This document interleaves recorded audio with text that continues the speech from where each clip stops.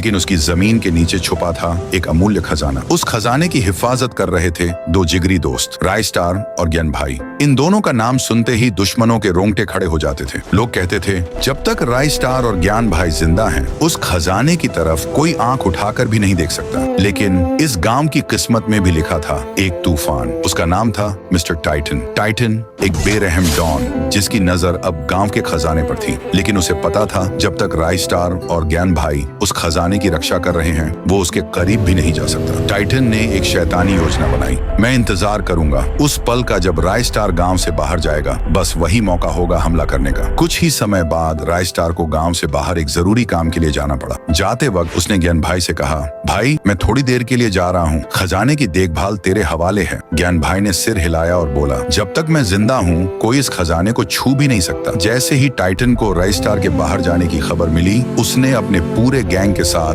गांव पर धावा बोल दिया। रास्ते में जो आया, टाइटन ने उसे बेरहमी से मार गिराया। आखिरकार वो खजाने के सामने पहुंचा, लेकिन तभी ज्ञान भाई सामने आ गया। रुक जा टाइटन, मेरे रहते तू इस खजाने को हाथ नहीं लगा सकता। टाइटन गरजा, हट जा मेरे रास्ते से, वरना अंजाम बुरा होगा। ज्ञान भाई नहीं हटा। टाइटन ने अपनी बंदूक निकाली और गोली चला दी। ज्ञान भाई जमीन पर गिर पड़ा। टाइटन ने सारा खजाना उठवाया और अपनी गाड़ियों में भरवा लिया। कुछ ही देर बाद रायस्टार वापस गांव पहुंचा। चारों तरफ लाशें बिछी हुई थीं, जलते हुए घर, रोते हुए लोग, और तब उसकी नजर पड़ी ज्ञान भाई पर। ज्ञान भाई अंतिम सांसें ले रहा था। किसने किया ये सब? रायस्टार चीखा। ज्ञान भाई ने कांपते हुए हाथ से इशारा किया और बोला, वो टाइटन था। और ये कहते ही ज्ञान भाई ने आखिरी सांस ली। रायस्टार की आंखों में आंसू नहीं, आग थी। जिसने भी ये किया है, मैं यूज छोड़ूंगा नहीं। टाइटन अपने अड्डे में बैठा खजाने की चमक में खोया हुआ था। तभी उसके एक आदमी ने खबर दी, बॉस रायस्टार आ रहा है। टाइटन मुस्कुराया और बोला, बस उसी का इंतजार था। रायस्टार आया,